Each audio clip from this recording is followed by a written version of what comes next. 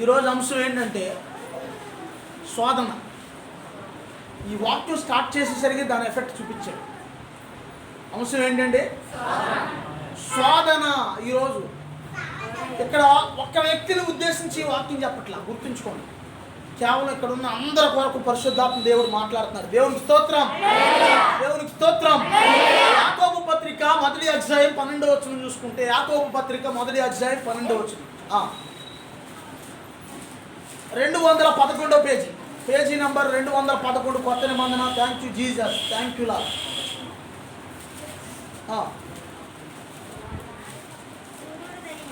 1వ అధ్యాయం 12వ వచనం, శోధన సహించువాడు ధన్యుడు, అతడు శోధనకు నిలిచిన వాడై ప్రభు తన్ను ప్రేమించు వారికి వాగ్దానము చేసిన జీవ కిరీటము పొందును. దేవునికి స్తోత్రం, హల్లెలూయా. దేవునికి స్తోత్రం, హల్లెలూయా. చెప్పండి, శోధన సహించువాడు. ఒకవేళ ఈ పగటికాల సమయంలో నీవు ఏ విషయంలో అయితే శోధించబడుతున్నావో నాకు తెలీదు, కానీ దేవుడు మాట్లాడుతున్నాడు. ఒకవేళ నువ్వు శోధన సహిస్తున్నట్లయితే కనుక నువ్వు ధన్యుడు, ధన్యురాలు. దేవుని స్తోత్రం. ఏదో ఒక శోధన నాకు ఉందండి అన్నవాళ్ళు చేతుల పైకి ఎత్తండి. ఏదో ఒక శోధన, ఏదో ఒక ముళ్ళు ఉంటుంది, మీరు గమనించుకోవాలి. ఏదో ఒక శోధన ఉంటుంది మనకి. అసలు శోధన అంటే ఏంటి? ఎవరైనా తెలిసిన చెప్పండి. Thank you Jesus, thank you అమ్మా. శోధన అంటే ఏంటి? Thank you Jesus, thank you అమ్మా. ఏంటమ్మా? కష్టాలా? ఇంకా థ్యాంక్ యూ జీసస్ చెప్పాలి. శోధన అంటే ఏంటో చూసుకున్నాం. లోకాసువార్త 22వ అధ్యాయం 28వ వచనం. Thank you Jesus, thank you lord. 22వ అధ్యాయము 28వ వచనం.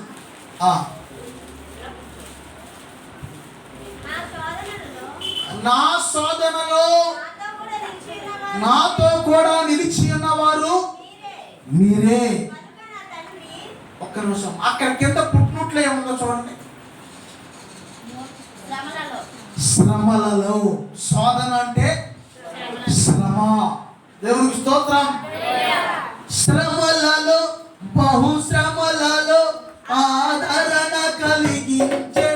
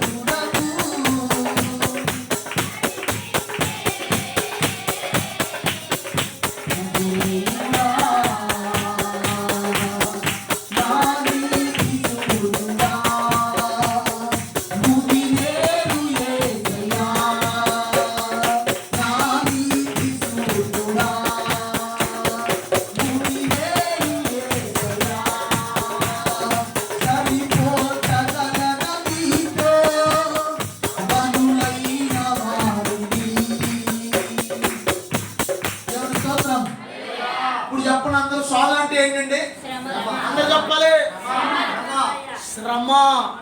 అంటే శోధనలో యేసయ్య శిష్యులతో ఆయన అంటున్న మాట ఏంటంటే, నా శోధనలో, ఎవరి శోధనలో? నా శోధనలో నాతో కూడా నిలిచి ఉన్నవారు మీరే. అబ్బా చూడండి అసలు. అంటే యేసయ్య కూడా ఈ లోకంలో జీవించినప్పుడు యేసయ్య కూడా శోధన అనేది వచ్చింది. ఎందుకు యేసయ్యకి శోధన వచ్చిందంటే, ఆయన నీకు నాకు మనందరికీ మాదిరి. దేవుని స్తోత్రం. నీకు నాకు మనందరికీ మాదిరి. ఇప్పుడు ఎస్టర్ టైంలో ఇక్కడ కేసు అయినప్పుడు 32 మంది పేర్లు రాశారు. రాసినప్పుడు నేను ఏమన్నానంటే, సార్ వీళ్ళందరిని వదిలేయండి, నా పేరు రాసుకోండి పర్లేదన్న. నాకెవరు మాదిరి అర్థమైందా? గెస్సమనే తోటలో అందరిని పట్టుకున్నప్పుడు యేసయ్య అంటాడు, వీళ్ళందరిని వదిలేయండి, నన్ను యేసు ప్రభుని నేనే అంటాడు. నజరేయుడిని యేసుని నేనే అంటాడు ఆయన. దేవుని స్తోత్రం. నాకెవరు మాదిరి అంటే నాకు ఆ యొక్క మాదిరి యేసయ్య నాకు చెప్పాలి. యేసయ్య నాకు మాదిరి అన్నమాట. దేవుని స్తోత్రం. ఆయన మాదిరిగా మట్టి ఆ మాట పలకగలిగాను. లేకపోతే మామూలుగా ఉన్న వాళ్ళు అయితే మనకు కూడా భయం వేసిపోతాయి. సార్ సార్ సార్ సార్ అంటే మనకు కూడా. దేవుని స్తోత్రం. దేవుని స్తోత్రం. యోధా గోత్రపు సింహముగా యేసయ్య ఉన్నాడు. ఆయన భయపడ్డాడా? భయపడ్డాడా? అసలు రోమా గవర్నర్ గారు, పిలాతు గారు జడ్జి గారి దగ్గర తీసుకెళ్తే, నువ్వు యూదుల రాజువా అంటే ఆయన అన్నాడు, అవును నీవు అన్నట్టు నేను రాజుని అన్నాడు ఆయన. దేవుని స్తోత్రం. హల్లెలూయా. అసలు ఇదేంటంటే బాబు ఏస్టర్ వాక్యం చెప్తున్నారు అని అనుకోవచ్చు. పరిశుద్ధాత్మ నడిపింపులో ఎలా ఉంటుంది, ఎప్పుడు ఎలా ఉంటుంది మీకు తెలియదు. యేసు ప్రభువారు చిన్నతనంలో యేసయ్య పుట్టినప్పుడు కూడా యేసయ్యకు శోధన వచ్చింది. ఎవరైనా చెప్పండి.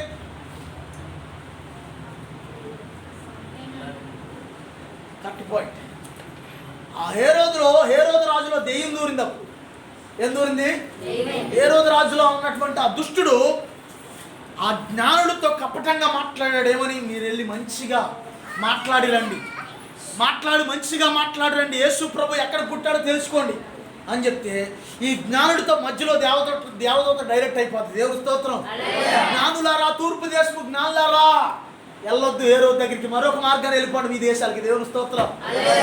యేసు ప్రభు వారిని చూసిన తర్వాత మరొక మార్గంలో వెళ్ళిపోమని చెప్పినప్పుడు అప్పుడు హేరోదు రాజుకి అర్థమైంది, ఈ జ్ఞానులు నన్ను మోసం చేశారు అని అర్థమై ఏం చేస్తాడంటే 2 సంవత్సరాల వయసు లోపు ఉన్న పిల్లలందరినీ నరికేయమంటాడు. అంటే వాళ్ళలో యేసయ్య కూడా, యేసయ్య మొక్కగా ఉన్నప్పుడే తుంచేయాలని చూశాడు అనమాట ఆ దుష్టుడు. కానీ వాళ్ళు ఏం చేశారంటే, మరియమ్మ గారు, యోసేపు గారు ఆ యొక్క బాలుడైన యేసయ్యని ఎత్తుకుని ఐగుప్తులోకి పారిపోయారు. అక్కడి నుంచి ప్రవచనం ఉందన్నమాట. ఐగుప్తులో నుంచి నా కుమారుని పిలిచితిని అంటాడు, బైబిల్లో ఉంది ఆయన. దేవుని స్తోత్రం. ఐగుప్తులో నుంచి నా కుమారుడైన యేసయ్యని నేను పిలిచాను. దేవునికి స్తోత్రం. కానీ అక్కడ సోదరులో యేసయ్యని కాపాడాడా లేదా దేవుడు? యేసయ్య చిన్న పిల్లవాడిగా ఉన్నప్పుడు తండ్రి అయిన దేవుడు యెహోవా దేవుడు కాపాడాడా లేదా? తండ్రి అయిన దేవుడు, కుమారుడైన దేవుడు, పరిశుద్ధాత్మ దేవుడు. దేవునికి స్తోత్రం. చాలా మందికి మర్మం తెలియదు. తండ్రి అయిన దేవానికి స్తోత్రం, కుమారుడైన దేవానికి స్తోత్రం, పరిశుద్ధాత్మ దేవానికి స్తోత్రం. మనలో 3 ఉన్నాయి, ప్రాణ, ఆత్మ, దేహం 3 ఉన్నాయి. దేవునికి స్తోత్రం. 3 వేరు ఒకటేనా? అక్కడ తండ్రిగానే ఉన్నాడు అక్కడ ఆయన, ఇక్కడ కుమారుడిగా వచ్చేసాడు. అక్కడ తండ్రిగా లేకపోతే కుర్చీ ఖాళీగా ఉంటుంది. ఖాళీగా ఉండగానే దుష్టుడు, అమ్మయ్యా ఎన్నాళ్ళకి నా కళ నెరవేరింది, సీటు ఖాళీ అయింది, నేను వెళ్ళి చక్కగా కూర్చొందో అనుకున్నాడు, ఎంటర్ అయిపోతాడు. అందుకే దేవుడు ఏం చేశాడంటే అక్కడే ఉన్నాడు. ఆయన పాత్ర అక్కడే. నేను ఇటువరకు వ్యాపారం చేసేటప్పుడు ఒకే రూట్లో 2 వస్తుండేవాడు. వాళ్ళకి దెమ్మ తిరిగిపోతుంది.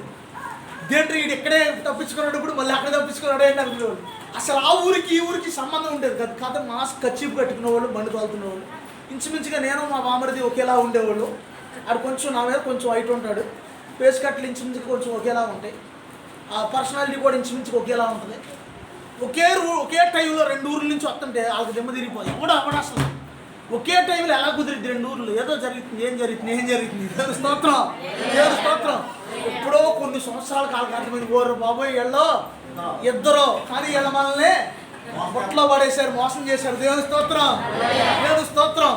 తండ్రి అయిన దేవుడు అక్కడే ఉన్నాడు, కుమారుడైన దేవుడు ఇక్కడే వచ్చేసాడు. దేవుని స్తోత్రం. ఆయన నిన్ను సోదరులో కాపాడే దేవుడు. దేవుని స్తోత్రం. యేసయ్య ఈ లోకంలో ఉన్నప్పుడు ఒక అద్భుతమైన మాట చెప్పాడు. యేసయ్య నీ కోసం, నా కోసం, మనందరి కోసం ఏం చెప్పాడు తెలుసా? మీరు సోదరులో ప్రవేశించుకున్నట్లుగా మెలకువగా ఉండి ప్రార్థన చేయండి అన్నాడు ఆయన. దేవుని స్తోత్రం. ఏం కావాలి నీకు ఆత్మలో? ఏం కావాలరా చెప్పండి అమ్మా. ఆత్మలో నీకు మెలకువ కావాలి. దేవునికి స్తోత్రం. శరీరానుసారంగా అందరూ నిద్రపోతాం, అలాగని నువ్వు మెలకువగా ఉండి కాదు. కానీ అక్కడ శరీరానుసారంగా కూడా యేసయ్య మాట చెప్పాడు. శిష్యులు ఓకే నిద్రపోతుంటే, ఓరు బాబు నిద్రపోకండిరా, కాసేపు మెలకువగా ఉండండిరా, కాసేపు ప్రార్థన చేయండి రా బాబు. దేవుని స్తోత్రం. గతంలో పోయినసారి ఆల్నైట్కి వచ్చిన వాళ్ళు అందరూ చేతులు పైకి ఎత్తండి ఒకసారి. వాళ్ళందరూ రాత్రంతా ప్రార్థన, రాత్రంతా మన సంఘ బిడ్డలు అందరి కొరకు ప్రార్థన చేశారు వీళ్ళందరూ. దేవుని స్తోత్రం. మరి నువ్వేం చేయాలంటే, నువ్వు మెలకువగా ఉండి అప్పుడప్పుడు, వినండి నా మాట, మెలకువగా ఉండి అప్పుడప్పుడు ఏం చేయాలమ్మా? ప్రార్థన చేయాలి. నువ్వు మొదటగా నీ శరీరాన్ని జయించాలి. దేవుని స్తోత్రం. నీ గొంతుకి ఆ యొక్క ఆహారాన్ని జయించాలి, నిద్రను జయించాలి. దేవుని స్తోత్రం. ఏది జయించుకోకుండా నాకు జయ జీవితం కావాలి, నాకు జయ జీవితం కావాలంటే కుదరదు. దేవుని స్తోత్రం. నువ్వు శోధన నీకు రాకుండా ఉండాలంటే నువ్వు ప్రార్థన చేయాలి. దేవుని స్తోత్రం. శోధన వచ్చేసాక ప్రార్థన చేసినా యేసయ్య అంటాడు పేతురుతో, పేతురు సాతాను నిన్ను జల్లించడానికి కోరుకున్నాడయ్యా, అయినా సరే నీ నమ్మిక తప్పిపోకుండా నేను నీ కొరకు ప్రార్థన చేస్తాను అన్నాడు ఆయన. దేవుని స్తోత్రం. దేవుని స్తోత్రం. అంటే ఒక వ్యక్తి శోధించబడుతున్నప్పుడు, లేకపోతే సంఘంలో ఒక సభ్యురాలు శోధించబడుతున్నప్పుడు, సంఘంలో ఒక సభ్యుడు శోధించబడుతున్నప్పుడు తత్వ వాళ్ళు ఏం చేయాలంటే వాళ్ళ కొరకు ప్రార్థన చేయాలి. దేవుని స్తోత్రం. అది కాదు, నాకెందుకు, నాకేమైంది, నాకేం పట్టింది అన్నావు అనుకో, పక్క వాళ్ళు ఇల్లు కాలుతుందండి, అబ్బా పక్క ఇల్లు కాలిపోతుంది అని సంబరంగా చప్పలు కొట్టు అనుకో, అది అలా మండి ఎలా మండి అని ఇప్పుడు ఎగిరి. అర్థమైంది నేను చెప్పేది? సంఘంలో సభ్యుల కొరకు ప్రార్థన చేయటం నీ బాధ్యత. నువ్వు బయట వాళ్ళ కొరకు ఎవరి కొరకు చేసినా చేయకపోయినా ఇడి చూడండి నా ఇంకా బయట వాళ్ళ కొరకు చేసినా చేయకపోయినా సంఘంలో ప్రతి ఒక్కరి కొరకు ప్రార్థన చేయాలి నువ్వు. దేవుని స్తోత్రం. మీరు శోధనలో ప్రవేశించుకున్నట్లుగా మెలకుగా ఉండి ప్రార్థన చేయండి. దేవుని స్తోత్రం. అసలు దేవుడు ఆ యొక్క హెబ్రీ పత్రిక 2వ అధ్యాయం 18వ వచనం చూసుకుంటే, Hebrew 2:18. Thank you Jesus, thank you lord.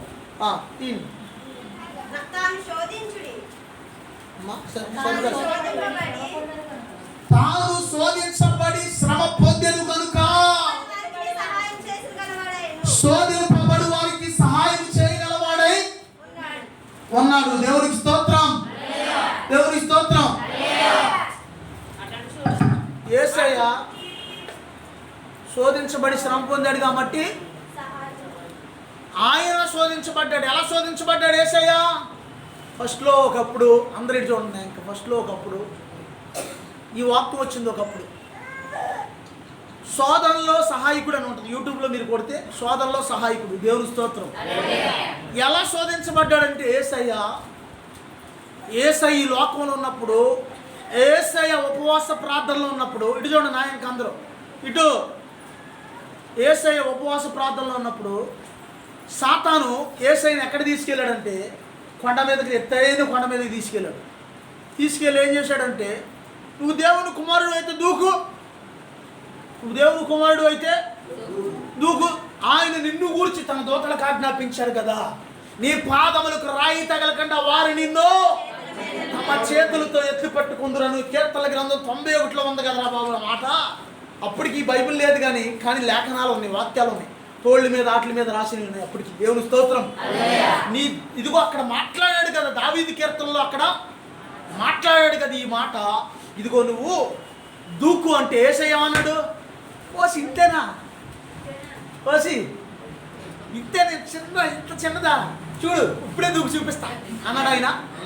ఏమన్నాడు ఆయన? ప్రభు అయిన నీ దేవుని నీవు శోధింపకూడదని మరొక చోటన రాయబడి ఉన్నది నీకు తెలియదా అన్నాడు ఆయన. దేవుని స్తోత్రం. దుష్టుడేమో యేసయ్యని శోధిస్తున్నాడు, కానీ యేసయ్య మాట్లాడుతున్న మాట, ప్రభు అయిన నీ దేవుని నీవు ఈ లోకంలో నీవు ఎవరినైనా శోధించడానికి నీకు అర్హత ఉందేమో కానీ దేవుడిని శోధించడానికి నీకు అర్హత లేదు అన్నాడు ఆయన. అంతే. దేవుని స్తోత్రం. ఆ యొద్ద నుండి పోనంగానే వాడు వెళ్ళిపోయాడు. దేవుని స్తోత్రం. అర్థమైందా? అలా శోధించబడ్డాడు కాబట్టి యేసయ్య ఇప్పుడు ఏం చేస్తున్నాడంటే, ఈ లోకంలో ఎవరైనా ఒకవేళ శోధించబడుతున్నట్లయితే గనక వాళ్ళకి సహాయం చేస్తాడు. ఎలాగా అలా చెప్పాలి, సహాయం చేస్తాడు. ఒక పాస్టర్ గారు ఒక చోటన వాక్యం చెప్పడానికి వెళ్ళాడంట పాస్టర్ గారు. అర్థమైందా? వాక్యం చెప్పడానికి వెళ్ళి వాక్యం చెప్పి వస్తుంటే కొంతమంది దుష్టులు పాస్టర్ గారిని చంపేద్దామని నైట్ కాసుకున్నారంట. గొడ్డల్లో రాళ్ళు ఇవన్నీ పట్టుకుని ఆ వీధిలో కనెక్షన్ కూడా కట్ చేసేసారంట. కరెంటు వైర్లు కూడా ఆ లైటింగ్ లేకుండా కట్ చేసేసారంట. అంటే చాలామంది గుమిగూడారు. ఈ పాస్టర్ గారిని గొడ్డలతోనూ రాళ్లతోనూ చంపేద్దామని ప్లాన్ చేశాడు. ప్లాన్ చేస్తుంటే వీళ్ళందరూ పాస్టర్ గారు వస్తా ప్రభా సహాయం చేయనైనా, ప్రభా నన్ను కాపాడయ్యా అని చెప్పి అరుస్తున్నాడు అంటే. దేవుని స్తోత్రం. ప్రభా నాకు సహాయం చేయనైనా, నన్ను కాపాడయ్యా అని అరుస్తుంటే వెళ్తే వీధి కుక్కలు, ఊర కుక్కలు 7 కుక్కలు వచ్చినాయి అంట. ఆ శత్రువులు అందరినీ పరిగెత్తించి కరిసి పిక్కలు బీకేసినాయి అంట. పాస్టర్ గారిని మాత్రం ఏం చేయలేదు. ఊర కుక్కలు 7 కుక్కలు. ఎన్ని కుక్కలు? అందరు చెప్పండి ఎన్ని? ఇక్కడే ఉన్నారా? ఎన్ని? 7 అంకి దేవునికి ఇష్టమైన అంకి. అందుకే వాళ్ళు ఏం చేస్తారంటే అన్యులు 7 అంకిని కొట్టేస్తారు. మీకు తెలియక మీరేం చేస్తారంటే 7 అంకి వేసి మీరు కూడా ఇలా గీత కొడతారు మధ్యలో. తెలియక ఏదో ప్యాషన్గా ప్రత్యేకం ఉంటుంది అనుకుంటారు. 7 అంకి వాళ్ళకి ఇష్టం ఉండదు కాబట్టి గీత కొట్టేస్తారు. వాళ్ళు 7 అంకి మీద 6 అంటారు వాళ్ళు కొలతలు వేసేటప్పుడు కూడా 7 అన్నారు. అవునా? 7 అంకి దేవునికి ఇష్టమైన అంకి. దేవునికి స్తోత్రం. 7 దినాలు ఆయన భూమిని, ఆకాశమును, సముద్రాన్ని, సమస్తాన్ని సృష్టి చేశాడు. 7 మార్లు మునగ్గా నయమాన్ని స్వస్థత పొందాడు. 7 మార్లు తిరగ్గా ఎరుకో కోట్లన్నీ కూలిపోయినాయి అనమాట. చాలా ఉంది 7 అంకి వెళ్తే చాలా ఉంది. 7 నక్షత్రాలు చేత పట్టుకున్నవాడు, 7 నేత్రాలు కలిగిన వాడు అంట. మరో చోటన 7 ఆత్మలు కలిగిన వాడంట. ఆ యొక్క అగ్ని వంటి నేత్రాలు కలిగిన వాడు, ఆ యొక్క 7 నక్షత్రాలు చేత పట్టుకున్నవాడు, 7 సంఘాలతో మాట్లాడుతున్న మాట అని ఉంటుంది ప్రకటన గ్రంథంలో. దేవుని స్తోత్రం. హల్లెలూయా. ఈ కుక్కలు మొత్తానికి వీళ్ళందరినీ పరిగెత్తించి పిక్కలు పీకేసి వాళ్ళని కరిసేసి పాస్టర్ గారిని మాత్రం వదిలేసినాయి అంట. ఈ పాస్టర్ గారి ఇంటికి వెళ్ళాక, ఏంటి ప్రభా నన్ను కాపాడడానికి కుక్కలు పంపించావు ప్రభు అని ప్రార్థన చేస్తుంటే ప్రభు చూపిస్తున్నారంట కుక్కల రూపంలో వచ్చిన దేవదూతలు అంట. దేవుని స్తోత్రం. ఆ వీధి కుక్కలు, ఊర కుక్కల రూపంలో దేవదూతలు వచ్చినాయంట అక్కడికి. దేవుని స్తోత్రం. నిజమైన కుక్కలు కాదు, అవి కుక్కల రూపంలో దేవదూతలు వచ్చినాయంట. దేవుని స్తోత్రం. నీకు ఆపద వచ్చినప్పుడు వెంటనే ప్రభా అనాలి నువ్వు. దేవుని స్తోత్రం. ఆపత్కాలంలో ఆయన నమ్ముకొనదగిన సహాయకుడు అంట. దేవునికి స్తోత్రం. ఆపద వచ్చినప్పుడు వెంటనే నువ్వు యేసయ్యని పిలవాలి. దేవుని స్తోత్రం. మరో మాట చెప్తున్నాను. ఒకసారి ఇంచుమించుగా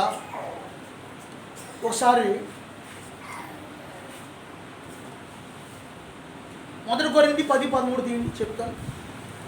thank you Jesus. Thank you lord.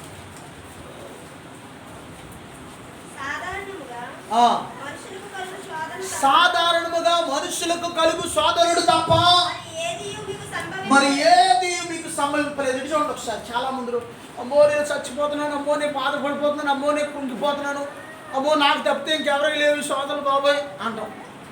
కానీ మీకు విషయం తెలుసా? నువ్వు శోధింపగలిగినంతకంటే ఎక్కువగా ఆయన నిన్ను శోధింపలేదంట. తెలుసా నీకు? శోధనలకు కూడా స్టెబిలైజర్ పెట్టాడు ఆయన అక్కడ. ఎక్కువ శోధన వస్తే నువ్వు చచ్చిపోతావని ఆయన ఏం చేశాడంటే అక్కడ స్టెబిలైజర్ పెట్టాడు దానికి. నువ్వు ఎంత తట్టుకుంటావు అంత శోధనే వచ్చేటట్టుగా అనుమతిస్తాడే కానీ ఎక్కువ శోధన. ఇదిగో నా కుమారుని ఎంతకంటే ఎక్కువగా శోధించొద్దు, నా కుమార్తెని ఎంతకంటే ఎక్కువగా శోధించొద్దు అంటాడు ఆయన. దేవుని స్తోత్రం. ఎక్కువగా శోధిస్తే మనం ఏమైపోతాం అంటే శోధనకే తట్టుకోలేమని దేవుడు అలా చేస్తాడు. దేవుని స్తోత్రం. నాకే ఎందుకు రావాలి ఈ శోధన అంటమా?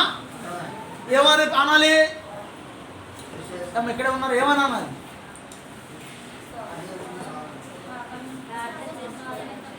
మమ్మును శోధనలోనికి తేక దుష్టుడి నుండి, కీడు నుండి తప్పించండి అని ప్రార్థన చేయాలి.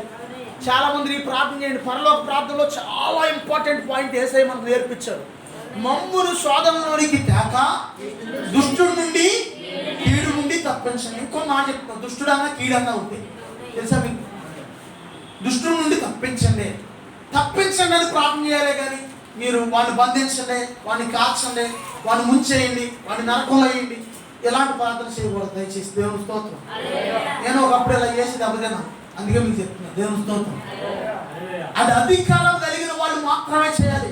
దేవుడు ఆయన సేవకులకు అధికారం ఇచ్చాడు కాబట్టి ఆయన సేవకులు ఏదైనా ప్రార్థన చేయడానికి అర్హత ఉంది. దేవుని స్తోత్రం. దేవుని స్తోత్రం. ఏమని అడగాలి అందరూ ఇప్పుడు చెప్పండి. అందరు చెప్పాలి. ఏమని చేయాలి? ఏం చెప్తాను జాగ్రత్తగా. మమ్మును శోధనలోనికి ఏక దుష్టుడి నుండి, కీడు నుండి మమ్మును తప్పించండి ప్రభువా, యేసు నామాన ప్రార్థిస్తున్నాము తండ్రి, ఆమేన్. ఈ ప్రార్థన చేయాలి. మరొకటి ఏంటంటే ఆపత్కాలంలో ఆయన నమ్ముకొనదగిన సహాయం. కీర్తనలో ఆ యొక్క దావీదు కీర్తనలో 46వ అధ్యాయంలో ఎక్కడ ఉంటుంది ఈ మాట. ఒకసారి నేను లోకంలో ఉన్నప్పుడు వ్యాపారం చేసేటప్పుడు మరలగూడెం దాటాక పుట్టగూడెం అంతా ఒక గుడి ఉంది. మొత్తం అంతా కూడా అడివదంతా. నైట్ 11 గంటల టైంలో ఎల్లమెల్ల బండి వేసుకుని వెళ్తా ఉన్నానట్టు. ఎల్లమెల్ల బండి వేసుకుని వెళ్తుంటే నాకు పొడి చేసిన షర్టు ఈ మడత ఇలా ఊడి ఎదరికొచ్చింది. ఇది టైట్గా ఉంది షర్ట్, ఇలా టైట్గా ఉంది. ఒక చేత్తో బండి తోలుకుంటా ఇలా గట్టిగా లాగా. ఇదేమైందంటే పొరపాటు నేను పడిపోయింది.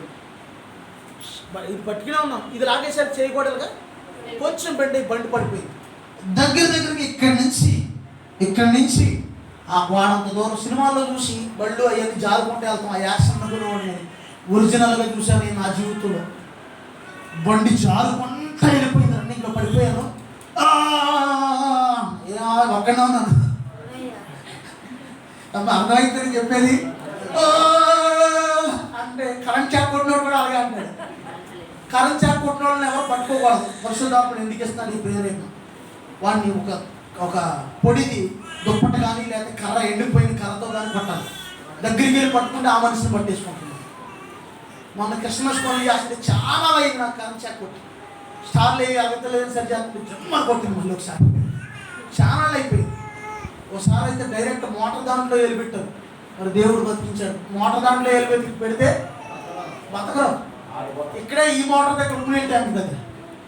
కానీ దేవుడు కాపాడాడు. దేవుడి స్తోత్రం. మొత్తానికి పడిపోయి నా చీకట్లో బండితో మా అసలైన కాడికి వచ్చాను. మళ్ళీ మీరు అక్కడే ఉన్నారు కరెంట్ కాడికి, బండి కాడికి వచ్చేస్తున్నారా? పడిపోయిన తర్వాత ఆ చీకట్లో లైటు ఎదురు అద్దం పగిలిపోయింది, బలి పెరుగుతుంది. ఆ క్లచ్ ఎవరో ముక్కలు అయిపోయింది. ఇవన్నీ కొట్టిపోయి చేతులు కొట్టిపోయింది, ఇక్కడ కొంచెం కొట్టిపోయింది, రక్తం మడుగు మొత్తం. చీకట్లో కొంచెం భయం వేసింది. చీకటి గుడి కదా అది, అప్పటికి నేను మారలేదుగా. భయం వేసి ఏసయ్యా కాపాడయ్యా, ఏసయ్యా కాపాడయ్యా, ఏసయ్యా కాపాడయ్యా నువ్వు పచారులు వచ్చి. అప్పటికే ఏసఐ గురించి కొంచెం ఎంత వెళ్ళిపోయినా ఏసఐ గురించి కొంచెం తెలిసి నాకు ఏసఐ గురించి. నాకు ప్రార్థన రాకపోయినా ఏసఐ అంటే కొంచెం విశ్వాసం ఉంది కాబట్టి ఏసయ్యా ఏమన్నాను? నాయక ఏమన్నాను? కాపాడయ్యా అనగానే గొప్ప చాలా వచ్చాను దగ్గర. నాకు ధైర్యం వచ్చేసింది. నాకు వచ్చి ఎవరైనా వస్తారేమో అటు నుంచి ఇటు బడులు లేపుతారేమో చూస్తే ఎవరో 11 గంటల టైం అది అడవి. అప్పుడు పెద్ద పెద్ద చెట్లు ఉండే, ఇప్పుడు లేవు కాదు. ఎవరు అట్లా మెల్లిగా బండి లేపుకుని చీకట్లో తడుగులు ఆడుతుంటే నా సెల్ దొరికింది, సెల్ ఫోన్. అది బ్లాక్ అండ్ వైట్ లైట్ వేస్తుంది. మెల్లిగా బండి బలి పెరుగుతుంది కానీ అద్దం పగిలిపోయింది. ఎవరు అర్థమైంది నేను చెప్పేది? లోపల బలి పెరిగింది కానీ ఎవరున్నా అద్దం పగిలిపోయింది. మెల్లిగా నేను స్టార్ట్ చేసుకుని అక్కడి నుంచి ఎప్పటిపాడు నుంచి తోటపల్లి వస్తే అక్కడ వాళ్ళు అందరూ నన్ను తిరగనే వాళ్ళు. నువ్వేం మనిషి అయ్యా బాబు, ఎవడన్నా దెబ్బలు తగిలితే వెనక్కి వెళ్ళిపోతాడు, మళ్ళీ వెనక్కి వచ్చావు అని ఆర్ఎంపీ డాక్టర్ని పిలిపించి ఇవన్నీ కట్లు కట్టి మంచం మీద పడుకోమని రెస్ట్ తీసుకోమంటే మళ్ళీ 1 గంటకు లేచి మళ్ళీ వచ్చేసాను. మరి దేవుని స్తోత్రం. ఉండడు అనమాట మామూలు ఉండుతాను. కానీ దేవుడు కాపాడుతూ ఉన్నాడు. దేవుని స్తోత్రం. ఒకసారి మన సహోదరి ఒక ఆమె చింతపూడిలో ఒక ఆపదలో ఇరుక్కుపోయింది. ఆమె గుర్తుందా? ఇరుక్కుపోతే వెంటనే నాకు ఫోన్ చేసిన, నాకు పలానా శోధన ఎక్కువ అయిపోయింది, నేను ఇలా పలానా శోధన లోపల ఉన్నాను, నా శత్రువులు చుట్టుముట్టారు, తలుపులు వేసేసుకుని లోపల ఉన్న తలుపులోకి కొడుతున్నారు, ఏం చేయాలి అర్థం కావట్లే అంటే నేను అన్నాను, అమ్మ 46 కీర్తన చదివాను. 46 ఆ మాట ఉన్నది. ఆపద కాలంలో ఆయన నమ్ముకొనదగిన సహాయకుడు. ఆ చదువు నేను నీ కొరకు ప్రార్థన చేస్తానంటే దేవుడు ఆ సమయంలో ఆమె మీద ఒక్క దెబ్బ కూడా పడి ఇలా కాపాడాడు. దేవుని స్తోత్రం. దేవుని స్తోత్రం. నిజంగా నీకు ఆపద వచ్చినప్పుడు మొట్టమొదటిగా నువ్వు ఎవరికి సంపాదించాలంటే యేసయ్య అని పదం వచ్చేది. నిన్ను ఏదో రకంగా కాపాడుతాడు. ఆమె ఏదో రకంగా కాపాడుతాడు. నన్ను కాపాడాను అనుకుంటాకి లేదు. ఇంకోటి ఏంటంటే శోధన అనేది ప్రతి ఒక్కరికి ఉంటుంది. నాకు శోధన రాకూడదు అని ప్రార్థన చేయకూడదు, కానీ మమ్మల్ని శోధనలో నుంచి కీడు నుంచి తప్పించని ప్రభావం ప్రార్థన చేయాలి. యేసయ్య నేర్పించిన ప్రార్థన. అర్థమైతే నేను చెప్పేది? దేవుని స్తోత్రం. అందరూ దేవుని స్తోత్రం. నా వేదనలో నా శోధనలో లోకుల సహాయం గతమనిగా సాగి ఈ కృప కోసము సముఖములో నిలిచానయ్యా.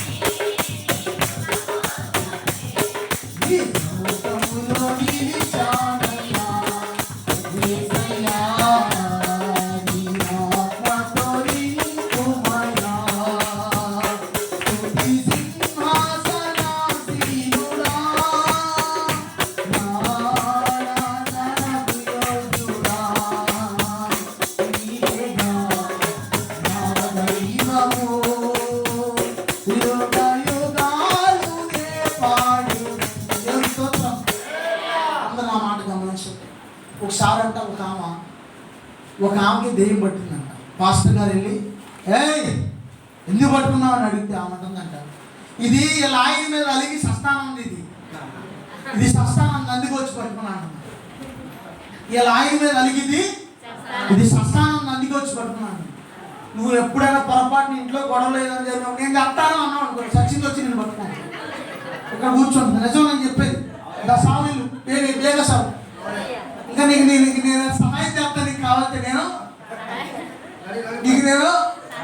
సపోర్ట్, నేను నీకు సహాయం చేస్తాను. నువ్వు ఎలా చచ్చిపోవాలో దాని చెప్తా. దేవుని స్తోత్రం అంటుంది, దైవం అంటుంది. అర్థమైందా?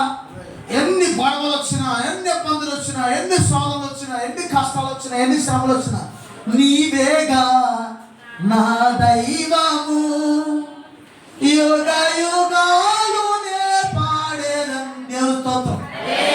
అంటే మనలో మన మాట, అమ్మ బాబు, బ్రదర్స్ అండ్ సిస్టర్స్, శోధనలో కష్టాలు మనుషులకి రాక చెట్లకి పుట్లకి గోడలు వస్తాయా అమ్మా? సడన్గా ఏదైనా లాటరీ దగ్గర వేసింది, నాకు సడన్గా ఏదైనా లాటరీ దగ్గర 1 కోటి రూపాయలు వచ్చేసింది అనుకున్నా. అమ్మ ఈ 1 కోటి రూపాయలు నాకు ఎందుకు రావాలి, 1 కోటి రూపాయలు నాకు ఎందుకు వచ్చినాయి అంటావు అని అందరికి మైకేస్తాను వెళ్ళి అనగా, డబ్బులు అయితే కావాలి నీకు, సోదరు మాత్రం నిజంగా చిన్న చిన్న కష్టాలు. ఈ డిసెంబర్ నెలలో నేను కనిపెట్టింది ఏంటంటే, అన్ని డిసెంబర్లు వేరు, డిసెంబర్ వేరు. ఈ క్రిస్మస్ నెల అందరినీ దుష్టుడు రకరకాలుగా శోధిస్తున్నాడు. ఒకటి, రెండోది ఆర్థికంగా శోధిస్తున్నాడు. ఎందుకు శోధిస్తున్నాడంటే, ఇలాగా మీరు సంతోషంగా, వాడు సంతోషాన్ని దొంగిలించడానికి వస్తాడంట. మీ అందరూ ఉండి నీ సంతోషాన్ని దొంగిలించడానికి వచ్చేస్తాడంట. నువ్వు ఎప్పుడు నవ్వుతా ఉంటావు వాడికి, ఎప్పుడు చూద్దామన్నా సరే నాకు రావట్లా. ఎప్పుడు నువ్వు ఎలా ఉంటానంటే చెప్పగలుగుతున్నావు. ఎప్పుడు నువ్వు నవ్వాలి. గుర్తుంచుకోండి, యేసయ్య మనకు సంతోషం ఇచ్చాడు. ఆయన దేనికి ఇచ్చాడు? నేను మన క్రిస్మస్ వాక్యం చెప్పడానికి వెళ్ళినప్పుడు యేసయ్య ఎందుకు వచ్చాడంటే, ఒక ఆమె మా కష్టాలు, మా బాధలు, మా సమస్యలని తీసేయడానికి వచ్చాడు. నిజమే అనుకోండి. మన దరిద్రతను తొలగించడానికి ఆయన దరిద్రుడిగా వచ్చాడు బైబిల్లో. దేవుని స్తోత్రం, దేవుని స్తోత్రం. నువ్వు సంతోషంగా ఉండాలి. దేవుని స్తోత్రం. సంతోషం ఉంటే కొన్ని జబ్బులు పోతాయి, కొన్ని బలహీనతలు పోతాయి. ఒకవేళ మనం అనుకుంటాం మీకు మొహం బిగబట్టి ఏదో ఐఏఎస్ ఆఫీసర్ లాగా ఉంటే మనకేదో ఘనత హోదా వస్తుంది అనుకోండి, కానీ అసలు మన మొఖాలు సరైన అర్థంలో చూసుకుని మొహం బిగబట్టి చూసుకుంటే ఒకసారి ఎలా ఉంటుంది? ఏంటి చొక్క ఎదురుకు వచ్చేసి నిజంగా దేవుని స్తోత్రం. బిగబట్టుకుని ఉంటే మన మొహం మనమే చిన్నాలనుకుంటాం. చక్కగా నవ్వుతా, నవ్వు ఉండదు, అలాగని అర్థమైన నవ్వు ఉండదు, కానీ ఒక్కోసారి మనం సంతోషం ఉండాలి. దేవుని స్తోత్రం. దేవుడు ఇస్తాడు.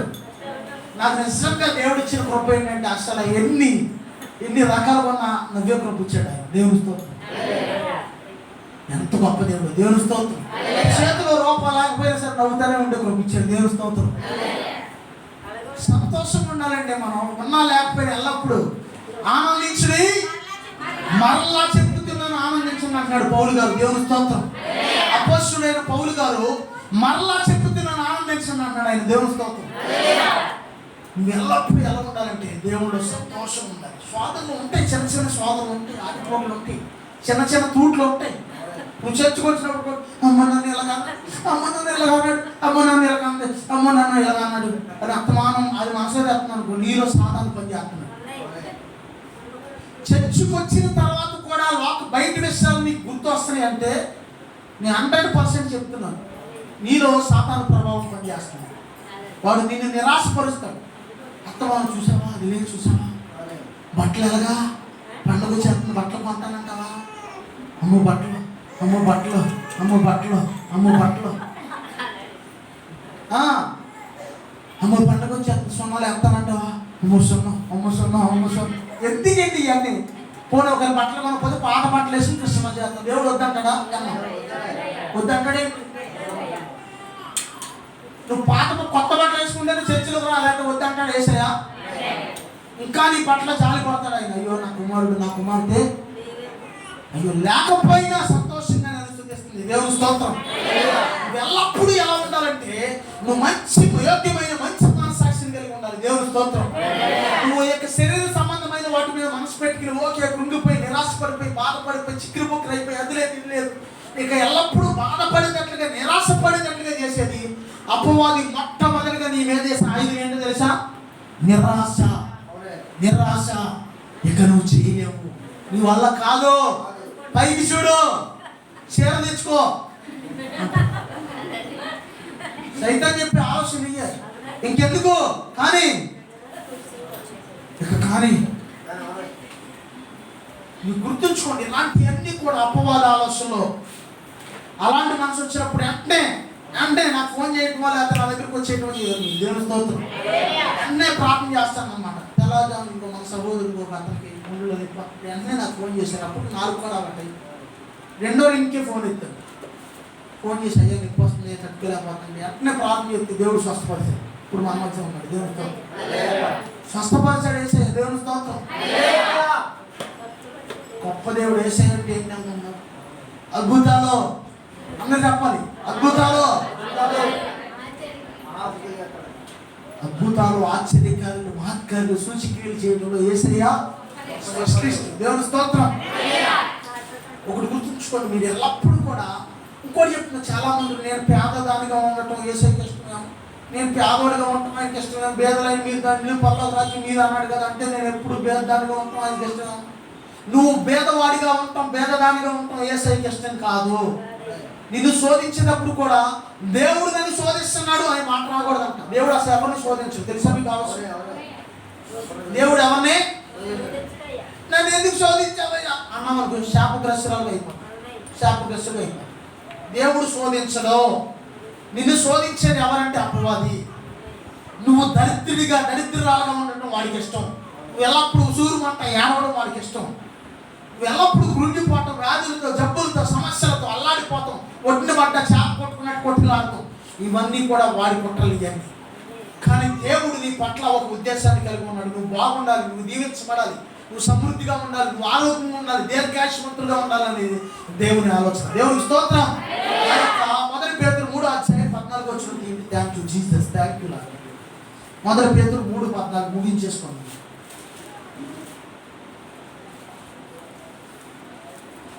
Thank you Jesus. మీరు ఒకవేళ నీతి నిమిత్తము శ్రమ పడినను మీరు ధన్యులే. వారి బెదిరింపులకు భయపడకుడి, కలవరపడద్దు. దేవుడు ఎంత గొప్పడు, ఎంత బాగా రాయించాడు. నిర్మలమైన మనస్సాక్షి కలిగిన వారై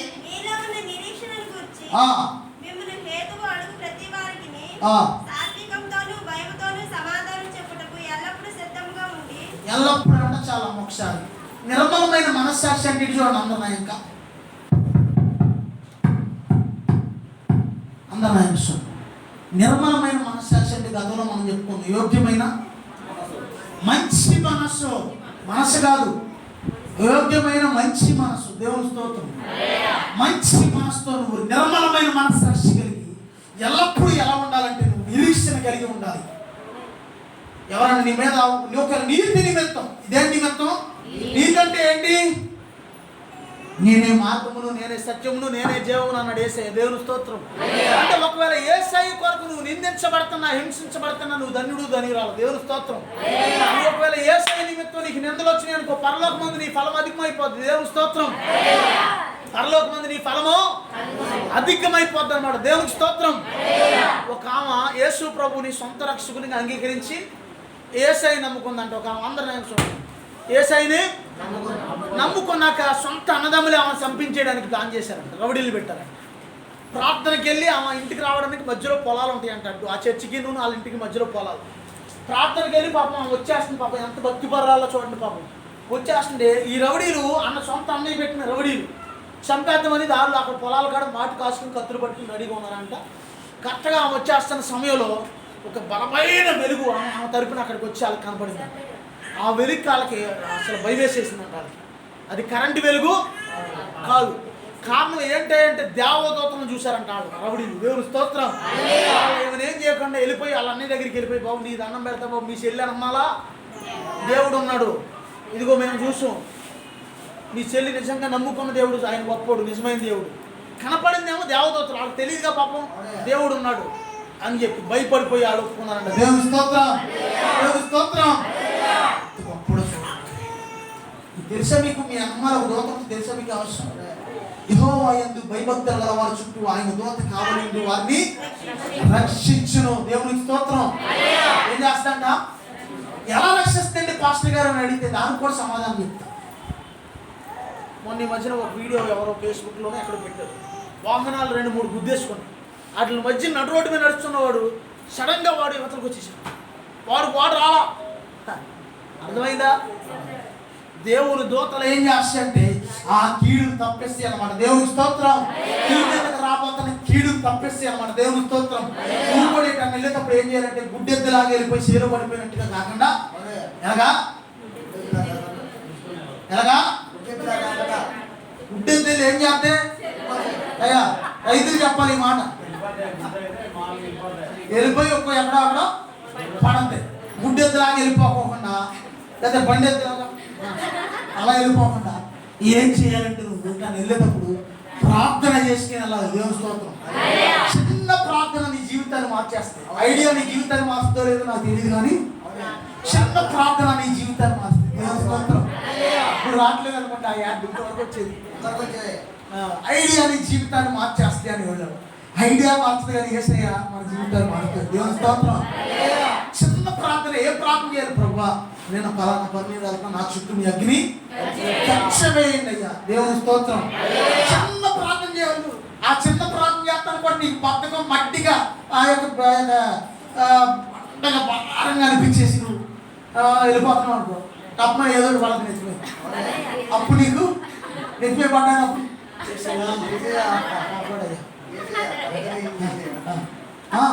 ఆ పరిస్థితి రాకుండానే ముందే ఏం చేయాలంటే చిన్న ప్రార్థన చేసుకోండి. దేవుడు కంటికి రెప్పలా కాపాడు. ఇప్పుడు వచ్చే శోధనలన్నిటికంటే బలమైన శోధన ముందు రాబోతుంది. అంత్యక్రీస్తు పరిపాలన రాబోతుంది. అంత్యక్రీస్తు పరిపాలనలో వాడికి 666 చిప్ కార్డు ఇక్కడ వేస్తారు, మణికట్టు మీద కానీ మసటి మీద కానీ. అది వేయించుకున్న వాళ్ళకి పరలోక రాజ్యం ఉన్నది, గుర్తుంచుకోండి. ఒకవేళ అలాంటి పరిస్థితి వస్తే నేను ఏ సైన్యంలో నిలబడతాను వాళ్ళు చేతులు పైకి వెళ్తాను.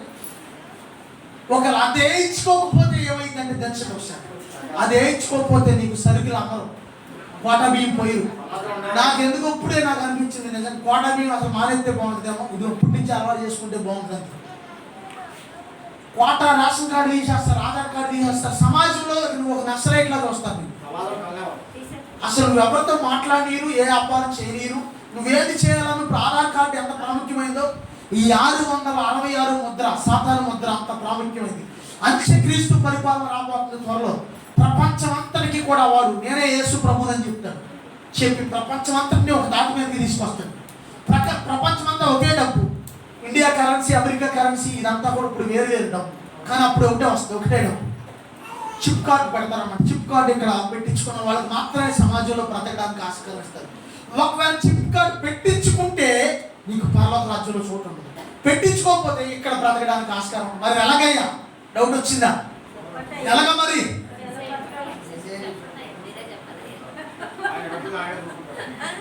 అది అలా ఉండాలి సంగతి. మీరు అందరూ నవ్వుతా, నాకు కూడా సంతోషంగా ఉంటుంది. దేవుని స్తోత్రం. ప్రకటన గ్రంథం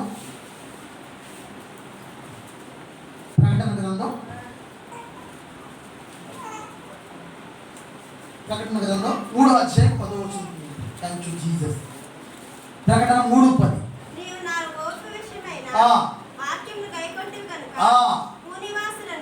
నా యొక్క వాక్యాన్ని నువ్వు గైకొన్నావు కాబట్టి ఏమన్నాడు దేవుడు? ఇటువంటి వస్తాను అందరూ నా వాక్యాన్ని నువ్వు గైకొన్నావు కాబట్టి భూనివాసులందరి మీద కంటే భూమి మీద బ్రతుకుతున్న మనుషులందరి మీదకి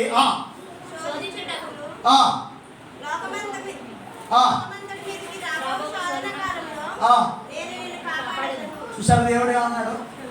భూ నివాసులందరి మీదకి, లోకమంతటి మీదకి రాబోతున్న శోధనలో నేను నిన్ను కాపాడతాను. దేవునికి స్తోత్రం. మనకు భయం అక్కర్లా. ఎందుకంటే మనకు భయం, మన భయం ఎందుకు? దేనికి భయపడకు, సమస్తం యెహోవా ఈరే. ఒకవేళ ఆ శోధనలు వచ్చి అనుకోండి, నిజంగా అరణ్యంలో ఎలీషా గారిని అంటే ఏలియా గారిని పోషించినట్టుగా దేవుడు నిన్ను పోషిస్తాడు. నీకేం తప్పు చేయడు. వాళ్ళు నీకు సరుకులు అమ్మరు, కానీ సరుకులు నీ దగ్గరకు వచ్చేటట్టు చేస్తాడు దేవుడు. కాకులతో సహాయం పంపిస్తాడండి ఆయన. దేవుని స్తోత్రం. ఆమేన్. ఒకవేళ నిజంగా నువ్వు యేసయ్య పక్షాన్ని నిలబడితే కనుక కాకులతో నీకు సహాయం వస్తుంది. దేవుని స్తోత్రం. కాకులు తీసుకొస్తే ఒక ఆయన అంట, ఇటు చూడండి అందరు చూడండి, ఒకలో ఎక్కడో ఇంచుమించుగా ప్రార్థన చేస్తుంటే కాకి టిఫిన్ పొట్లను తీసుకొచ్చి పడేసిందంట. నమ్ముతారా? దేవుడు చేస్తాడు అలాంటి మిరాకిల్. కాకులతో అరణ్యంలో ఏలియా గారికి కాకుల గుంపు ఆ మాంసం మొక్కలో ఏది నోటితో అసలు కాకి అసలు మాంసం మొక్కి వదలటానికి ఇష్టపడద్దా? కానీ అట్లా నోరు కట్టేశాడు యేసయ్య. ఎల్లంటే వెళ్ళి నా సేవకుడికి పెట్టిన ముందు తర్వాత మీ కూడా కాకులు ఒకవేళ దేవుడిని అడుగుంటే, అయ్యా ఆ నోహు కాలంలో ఒక చెడ్డ పేరు తెచ్చేసుకున్నాం మేము, మరొక అవకాశం ఏంటి ప్రభావ, మరొక అవకాశం ఇస్తే మేము మంచి పేరు తెచ్చుకుంటాం, మా సంతతికి మరొక మంచి పేరు కావాలయ్యా, ఒక అవకాశం ఏంటి అయ్యా అని దేవుడిని అడుగుంటే దేవుడు ఏలియా గారి కాలంలో అవకాశం ఇచ్చాడు. నా సేవకుడైనటువంటి ఏలియా యొక్క అరణ్యంలో ఆకలితో అల్లాడుతున్నాడు. వెళ్ళండి మాంసము రొట్లు తీసుకెళ్ళి అంట. దేవుడు స్తోత్రం. ఆకులతో పోషించాడండి దేవుడు, నిన్ను కూడా అలా పోషిస్తాడు. ఒకవేళ దేవుడి పక్షాన నిజంగా నాకు యేసయ్య కావాలి అని నువ్వు నిలబడితే కనుక అపోస్తలుడైన పౌలు గారిని ఆయన సుమారుగా వృద్ధాప్యంలో ఉన్నప్పుడు, అంటే బైబిల్లో అయితే అంత ఇదిగా లేదు కానీ చరిత్రకారులు అంటారు ఆయన్ని ఎలా హతసాక్షి అయ్యాడు దేవుని కొరకు తలనరికి చెప్పాలి పౌలు గారు. ఆయన అంటాడు, కరువు అయినా, ఖడ్గమైనా, హింస అయినా, వస్త్రధార అయినా నా ప్రభు ప్రేమ నుంచి నన్ను వెడబాపేది. ముందే చెప్పేశాడు, చెప్పండి పర్లేదు, ఇంకా మొక్కలు చేసేసినా సరే యేసయ్యా యేసయ్యా యేసయ్యా. దేవుని స్తోత్రం. నువ్వు నిజంగా ఈ లోకం మీదకి వచ్చే శోధన కాలంలో ప్రభా ఇదిగో నేను నీ పక్షాన్ని ఉంటాను ప్రభా, నువ్వు నిలబడితే కనుక ఆయన నీ పక్షాన్ని నిలబడతాడు. ఆమేన్. ఇదే గుర్తు, బండ గుర్తు పెట్టుకోండి. 666 చిప్ కార్డు, ఆ యొక్క మన మెమరీ కార్డు ఎలా ఉంటుందో అలా ఇచ్చి, లేకపోతే బియ్యం కింద ఎలా ఉంటుంది. ఆ చిప్ కార్డు నొసట్లో కానీ చేతి మణికట్లో కానీ పెడతారంటారు. బైబిల్లో ఉండే ప్రకటన గ్రంథంలో. అది నువ్వు వేయించుకోకూడదు, రక్షణ పొందినవాడు. అది సాతాను ముద్ర. అది నువ్వు వేయించుకుంటే పరలోక రాజ్యంలో నీకు చోటు ఉండదు. కానీ నువ్వు దేవుడి పక్షాన్ని నువ్వు నిలబడితే ఆ శోధన కాలంలో దేవుడు నిన్ను కాపాడతాడంట. దేవుని స్తోత్రం. ఇక్కడ నిన్ను కాపాడతాడు, అక్కడ కూడా ఆయన రాజ్యంలో చోటిస్తాడు. దేవునికి స్తోత్రం. దేవుని స్తోత్రం. ఏ విషయంలో కూడా నువ్వు, ప్రతి విషయంలో కూడా ఒకటి గుర్తుంచుకో, నీకు ఏదైనా కష్టం వచ్చినా, ఇబ్బంది వచ్చినా, ఇరుకు వచ్చినా, యేసయ్య నాకు తోడై ఉన్నాడు, యేసయ్య నాకు సహాయం చేస్తాడని మనసు ఉండాలి. దేవుని స్తోత్రం. ఒకసారి అంట కొల్లేటి ప్రాంతంలో యథార్థంగా జరిగిన సంఘటన చెప్పి జాగ్రత్తగా. పూర్వకాలం కొల్లేట్లో ప్రజలు ఆ దోన్లు వేసుకుని దోన్లు వెళ్ళి చేపలు పట్టుకుని ఆ చేపలు ఆ సంతలో అమ్ముకుని ఆ కిరాణా సరుకులు అన్నీ కూడా కూరగాయలు అన్నీ తీసుకొచ్చేవాళ్ళు. తీసుకొస్తుంటే ఇంచుమించుగా ఏమైందంటే, ధోని తెలుసా మీకు? తెలుసా? వాడి చేతుల పైకి ఎలా ఉంటుంది ధోని? అయ్యా తాడి చెట్టు నరికి దాని మధ్యలో పొట్టు తీసేసి చేస్తాను. అయితే ధోని ఆ యొక్క ధోనిలో వెళ్తుంటే ఒక ధోని తుఫానికి తిరగబడిపోయి ధోనిలో ఒక అతను చచ్చిపోయాడు, మునిగిపోయి కొట్టిపోయాడు ఆ కొల్లేట్లో. ఒక 2-3 రోజులు అందరూ ఎదిగితే ఎక్కడో కూటుకులో ఎక్కడో దొరికింది శవం ఆ యొక్క కొల్లేట్లో. చిన్న పిల్లోడు అంట రోజు పాపం ఆ యొక్క కొల్లేటు కొట్టికి వెళ్ళి నాన్న వస్తాడు, పప్పలు తెస్తాడు. నాన్న ఏంటి నాన్నదోని ఇంకా అందరి దోమలు వస్తున్నాయి, మా నాన్నదోని ఇంకా రావట్లేదు ఏంటని రోజు చూస్తున్నాడు అంట. తండ్రి శవాన్ని తీసుకొచ్చారు, కాల్ చేశారు, మొత్తం అయిపోయిందంతా. అయినా ఈ చిన్న పిల్లోడు తెలియక నాన్న వస్తాడు, నానేడు ఇంకా అందరి దోమలు వస్తున్నాయి, వీడు తెలియట్లా, అందరి దోమలు వస్తే నానేడు ఇంకా రాట్లా, నానేడు పప్పలు తెస్తాడని రోజు చూస్తున్నాడు. తల్లికి పాపం బాధ కలిగాడు, చెప్తే ఆడికి అర్థం కాదని చెప్పేది కదా. కొద్ది రోజులు కాడు కొంచెం పెద్దోడైన తర్వాత ఆడికి అర్థమయ్యి ఇంకా మా నాన్న ఇంకా తిరిగి రాని లోకాలకు వెళ్ళిపోయాడు, ఇంకా తిరిగి రాడు అని చెప్పి అప్పుడు తెలుసుకున్నాడు. ఆ చిన్న పిల్లవాడిగా ఉన్న వాడికి ఏమొచ్చిందంటే స్వాదన. చిన్న బాల్యకాలంలోనే బలమైన స్వాదం వచ్చేస్తున్నాడు. కానీ ఒకటి గుర్తుంచుకోండి, ఈ లోకంలో తల్లిదండ్రులు మనల్ని విడిచిపెట్టొచ్చేమో కానీ యేసయ్య మనల్ని విడిచిపెట్టాడు. దేవుని స్తోత్రం. నేను నిన్ను విడువను, ఎడబాయి అంటున్నాడు ఆయన. దేవుని స్తోత్రం. నెప్పలవు కలిగి ధైర్యముగా ఉండు. దేవుని స్తోత్రం. ఏదొచ్చినా ఒకవేళ మనం బాగా ప్రేమించిన వాళ్ళే మనకు దూరం అయిపోయినప్పుడు మన మనస్సును ఎలా నిబ్బరపరుచుకోవాలంటే, బైబిల్లో దావీదు ఒక తన కుమారుడు కోసం ఉపవాసం నుండి ప్రార్థన చేస్తాడు. కానీ ఆ యొక్క పిల్లోడు బ్రతకడు. ఏంటి ప్రభా అని ప్రార్థన చేస్తే ఆ పిల్లోడు బ్రతకడం. చనిపోయిన తర్వాత అతను ఏం చేస్తాడంటే స్నానం చేసి భోజనం చేసేస్తాడు దావీదు గారు. అందరూ ఆశ్చర్యపోతారు, ఆ సైనికులు అందరూ, ఇదేంటి దావీదు గారు ఏంటి ఇలా చేస్తున్నాడు ఏంటి అని ఆశ్చర్యపోతుంటే దావీదు గారు ఏమంటాడంటే, కింద నేల మీద ఒలికిన నీళ్ళలాగా మనిషి ప్రాణం ఉంది, ఒకసారి కింద పడితే మరలా ఎత్తడం కష్టం. నేను కూడా ఏదో రోజు అక్కడికి వెళ్ళిపోయేవాడిని కానీ మరలా తిరిగి వచ్చేవాడిని కాదు. ఇక్కడ ఎవ్వరు బ్రతికినా ఒక అడిగి వెనక ముందు అందరం కూడా లోక ధర్మం చొప్పున ఒక అడిగి వెనక ముందు అందరం కూడా ఒకవేళ మన ఆయుష్ ఒక 40 సంవత్సరాలు వచ్చేసింది అనుకోండి, ఇంకా దేవుడు మంచి ఆయుష్ ఇచ్చాడు అనుకోండి, ఎంత ఉంటాం?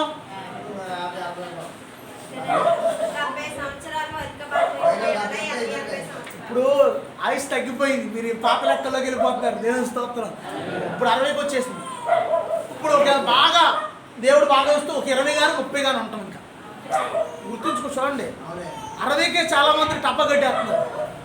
కొంతమంది అయితే అసలు 60 ఆలోచించండి, చిన్న వయసులోనే పోతప్పుడే రాలిపోయిన ఆయుష్ ఉంది, పిందప్పుడే రాలిపోయిన ఆయుష్ ఉంది, చిన్న చిన్న కాయలప్పుడే రాలిపోయిన వాళ్ళు ఉన్నారు. ఇంకా దేవుడు ఆయన కృపను బట్టి నిన్ను నన్ను మనందరినీ సజీవులుగా ఉంచి ఆయన కాపాడుతూ నడిపిస్తున్నాడు. దేవుని స్తోత్రం.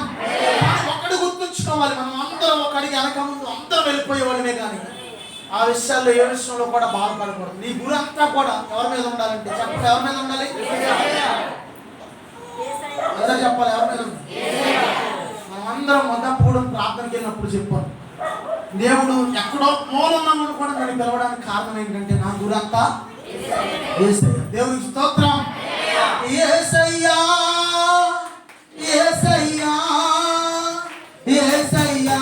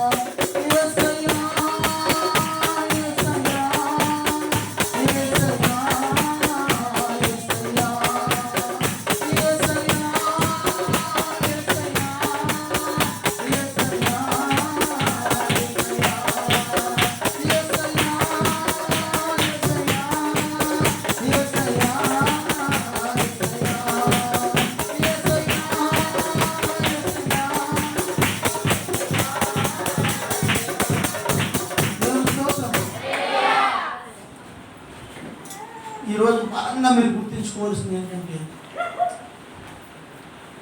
నిజంగా నువ్వు నిజంగా మారితే కనుక, నిజంగా యేసయ్యని ప్రాణంగా ప్రేమిస్తే కనుక నువ్వు యేసయ్య పక్షాన్ని దేవుని స్తోత్రం. అర్థమైందని చెప్పేది అర్థమైందా? యేసయ్య పక్షానే నువ్వు ఉంటావు. దేవుని స్తోత్రం. ఒకవేళ నువ్వు నిజంగా మారలేదనుకో ఏమైందంటే, అమ్మ యేసు ప్రభుని వదిలేస్తే నీకు ₹1,00,000 ఇస్తాం. ఈ బైబిల్ని ఒకసారి ఇలా కాలుతో తొక్కేయాలంటే ₹1,00,000 ఇస్తామన్నారు. ఏం చేస్తారు అంటారా? ఒక 300, 400, 500 ఇస్తామంటే, ఒక ₹1000 ఇస్తామంటే, డబల్ చేతులు ఇస్తానంటే నేను పరిగెత్తే ఊళ్ళు. డబల్ చేతులు ఇస్తామంటే ఒక స్కిట్ ఎవరో వేశారు మనం చూసాం కదా, రమేష్ మరి తప్పనిసరి పని రా, ఒకసారి రారా, రేపు డబల్ చేతులు ఇస్తాం రా అంటే, సరే అండి మేస్త్రి గారు, మీరు నన్ను మమ్మల్ని పెడేస్తున్నారండి, వచ్చేస్తానండి. డబల్ చేతులు ఇస్తానంటేనే ఒక ఆదివారం ప్రార్థన మానేసి ఆశీర్వాదము నీ యొక్క ఏడుతో నువ్వే కళలో పొడిచేసుకుంటున్న దానికి తెలుసా నీకు అవసరం? నీ ఆశీర్వాదం ఎవరో తీయలేదు. నీ ఆశీర్వాదం పోగొట్టుకోవాలంటే నీ చేతిలో మాత్రమే ఉంది. దుష్టుడు ఏం చేస్తాడంటే, నీ ఆశీర్వాదాన్ని బ్రేక్ చేయడానికి ఆదివారం కక్కుర్తు పడిపోయి దేవుని సన్నిధి మానేసి పనులకి వెళ్ళిపోయేటట్టు చేస్తాడు. అక్కడితో ఏమైందంటే నీ ఆశీర్వాదం బ్రేక్ అయిపోతుంది. ఇక నువ్వు దొరికినా సరే, ఇక ఆ యొక్క 500, ఆ 300, ఆ 400 అయ్యే కానీ నీకు ఎదరికే వెళ్ళదు. నిజంగా ఇప్పటి నుంచి నువ్వు ట్రైనింగ్ కావాలి. ఇప్పటి నుంచి నువ్వేం చేయాలి? ట్రైనింగ్ అవ్వాలన్నమాట. నువ్వు దేవుని కొరకు నిలబడటం నేర్చుకోవాలి. దేవుని స్తోత్రం. అమ్మ 20,000 ఇస్తాను, కొంచెం బైబిల్ దొరుకుతారా అంటారు. 20,000, 50,000, ₹1,00,000 ఒకటోసారి, రెండోసారి, మూడోసారి, 2 లక్షలు, 3 లక్షలు, ₹1,00,000. అప్పుడు మనకేమని, ప్రభు క్షమించాలి, ప్రభు క్షమించయ్యా అంటాము. బైబిల్లో సారీలో తొక్కేసేసి ప్రభు క్షమించయ్యా అంటాను. ఆయన క్షమించలేంటి అని నువ్వు అనుకుంటావు. ఈ లోకపు తెలివితేటలతో నిన్ను దేవుడు ఆశ్చర్యించి చెప్తూ ఉంటాడు. నిన్ను పరలోక రాజ్యంలో కూడా చూడేవాడు. ఏదైనా సరే ఒక షిఫ్ట్ చేశారు ఎవరో, అందరూ గనలు పెట్టి అందరిని కాల్ చేస్తుంటే, ప్రభు కావాలా ప్రాణం కావాలా చెప్పు అంటే అందరూ అయ్యా ప్రభు కావాలంటే పాస్టర్ గారు కాల్ చేస్తారు. తర్వాత ప్రభు కావాలంటే సంఘస్థులు కొంతమంది నమ్మకస్తులు కాదు. చిన్న పిల్లని ఈ బైబిల్ తొక్కో, ఈ బైబిల్ దాటు అనిపిస్తే, నేను తొక్కనండి అంకులు అంటుంది. ఏడు చేస్తుంది. నేను తొక్కనండి అంకులు, యేసయ్య నిజమైన దేవుడు అంకులు, యేసయ్య గొప్ప దేవుడు అంకులు, యేసయ్య మీ కొరకు ప్రాణం పెట్టాడు అంకులు, యేసయ్య మిమ్మల్ని ప్రేమిస్తున్నాడు అంకులు, నేను తొక్కనండి అంకులు అని ఈ పిల్లలోకి ఏడు చేస్తూ ఉంటే ఈ యొక్క కమెంటర్కి మెలుగు వస్తుంది. ఈ పిల్ల ఒకప్పుడు మోగదు కదా, ఈ పిల్ల ఏంటి మాట్లాడుతున్నాను, నువ్వు పలానాడు పిల్లవు కదా, మీ నాన్న అప్పుడు కాల్ చేసింది కదా అన్నప్పుడు నీకు మాటలు అలా వచ్చినట్టు, అవును అంకుల్ నేను మోగదాన్ని అంకుల్, యేసయ్య నాకు మాటలు ఇచ్చాడు అంకుల్, నేను తొక్కను అంకుల్, అవసరం అయితే నన్ను చంపేసినా పర్లేదు అంకుల్. దేవుని స్తోత్రం అంటారా మీరు? కానీ ఒకటి గుర్తుంచుకోండి, ఒకవేళ అందరు లేకపోయినా సంఘంలో కొంతమంది నమ్మకస్తులు ఉంటారు. ఒక ఊరిలో ఒక జాతర జరుగుతుందంట, అందరి దగ్గర డబ్బులు పోజేశారంట. అందరి దగ్గర యథార్థంగా జరిగిన స్టోరీ నేను చెప్పేది. సముద్రం ప్రాంతంలో ఆ యొక్క పోడు అనే ప్రాంతంలో జరిగింది. పాస్టర్ గారి దగ్గరికి వచ్చేసరికి పాస్టర్ గారి ఇంటి దగ్గరికి నేను ఈయన అన్నాడంట డబ్బులు. నేను ఇవ్వకూడదండి, నేను ఈయన అన్నాడు. వాళ్ళకి ఆ ఊర్లో పల్లెటూరు కదా, ఒక రూల్ పెట్టారండి, ఇక్కడి నుంచి ఈ పాస్టర్ గారి చర్చికి ఎవరు కూడా వెళ్ళడానికి వీల్లేదు. ఎవరన్నా ఈ పాస్టర్ గారి చర్చికి వెళ్తే కనుక వాళ్ళకు కూడా ₹1,000 జరిమానా, ₹2,000 జరిమానా, వాళ్ళకు కూడా వెలివేయబడతారు ఈ ఊళ్ళో నుంచి అన్నారు. కానీ ఒకడు మాత్రం ఉండోడు, వాడు పాస్టర్ గారికి ఒకవేళ వెళ్ళేసినా పర్లేదు నన్ను పాస్టర్ గారితో పాటుగా అని చెప్పి పాస్టర్ గారి చర్చికి వెళ్తే అక్కడే పాస్టర్ గారితోనే ఉన్నాడు. దేవుని స్తోత్రం. అందరూ భయపడి మానేస్తే ఒకడు మాత్రం మానలేదంట. దేవుని స్తోత్రం. పైపు ట్యాప్ ఆపేశారంటే, కట్ చేసేసారు. ఇంట్లో వాడుకోవడానికి కూడా నీళ్ళు లేవు. ప్రార్థన చేస్తుంటే దేవుడు అద్భుతంగా వర్షం కురిపిస్తున్నాడు. చివరికి మొత్తానికి 6 రోజులైంది, 5 రోజులైంది, వారం అయింది, జాతర మొదలైంది. ఆ యొక్క జాతర కోసం మేకలు ఏదైతే ఆ మేకలన్నీ చచ్చిపోయినాయి అంట. ఆ యొక్క అమ్మో ఇదేంటారు బాబు, ఆ యొక్క పెద్ద మనుషులు వాళ్ళు ఒక 3-4 టప మంది చచ్చిపోయారంట. వాళ్ళు ఇంకేళ్ళకి భయం వద్దురా బాబు, ఈ జాతర బేగా వేసేద్దామని గబగా పోయి మొదలెట్టి ఆ రూట్లో తీసుకెళ్తుంటే ఆ ఫోన్కి వచ్చిన అమ్మాయి అంటుందంటామా, ఒరే నేను ఇటు వెళ్ళండి అటు తీసుకెళ్ళండి రా, నేను ఇటు రాను అంటుందంట. పాస్టర్ గారి ఇంటి రూట్కి వచ్చేసాను, నేను ఇటు ఈపు కాలిపోతున్నాడు అంటున్నాడు దేవుని స్తోత్రం. ఏం కాలిపోతుంది? ఈపు కాలిపోతుంది అంటే దేవుని స్తోత్రం. అమ్మా ఇదైతే మనకి దగ్గరమ్మా, మన దగ్గరికి వెళ్ళిపోతాను. రే ఇక్కడ ఈ పాస్టర్ గారు ఆడింటి రోడ్లో నేను రాను దేవుని స్తోత్రం. కాలిపోతున్నాను అంటున్నాడు. వాళ్ళకి భయం వేస్తున్నాడు ఎవరు బాబోయ్ దేవుని స్తోత్రం. ఎంత గొప్పపడింది మన దేవుడు. నీకు ఏది వచ్చినా సరే ఆ యొక్క ఇన్ఫర్మేషన్ ఏలూరులో కొంతమంది తెలిసిన వాళ్ళు ఆ మచిలీపట్నం బందర్ కలెక్టర్ గారికి ఇన్ఫర్మేషన్ ఇస్తే టప్ప మన కలెక్టర్లో పోలీసులు అందరూ వచ్చేసారంట. వెలివేయడాలు పూర్వం ఉన్నాయి, ఇప్పుడు లేవు. ఇన్ఫర్మేషన్ ఇస్తే వాళ్ళకి పడిపోద్ది వాయ. వెలివేయటాలు అలాంటివి ఇప్పుడు లేవు. పూర్వం టైలో ఉండేవి. సినిమా అనుకుంటున్నారు ఇదేమన్నా, మొత్తం దిగిపోతారు, రంగం దిగిపోతారు. ఎవరినైనా ఊర్లోంచి వెలివేయటం కానీ వాళ్ళని ఆ యొక్క వేరుగా చూడటం కానీ రకరకాలుగా, లేకపోతే వాళ్ళ మీద కుట్ర చేయటం ఇలాంటివి చేస్తే మొత్తం దిగిపోతారు, రంగం దిగిపోతాయి. తెలుసా మీకు అవసరం? సినిమా కాదు ఇది, దేవుని స్తోత్రం. ఇప్పుడు సిస్టమ్ అంతా మారిపోయింది. సిస్టమ్ అంతా ఏదైనా చిన్నది తేడా వస్తే కలెక్టర్ దగ్గర మనం కంప్లైంట్ చేస్తే మొత్తం అక్కడ అందరూ లైన్లోకి ఇంకో కొత్త చట్టం వచ్చింది. ఇప్పుడు ఎక్కడైనా ప్రార్థన జరిగితే అంటే ప్రార్థన వెళ్ళి డిస్టర్బెన్స్ చేస్తే కొత్త చట్టం అమల్లోకి వచ్చేసింది.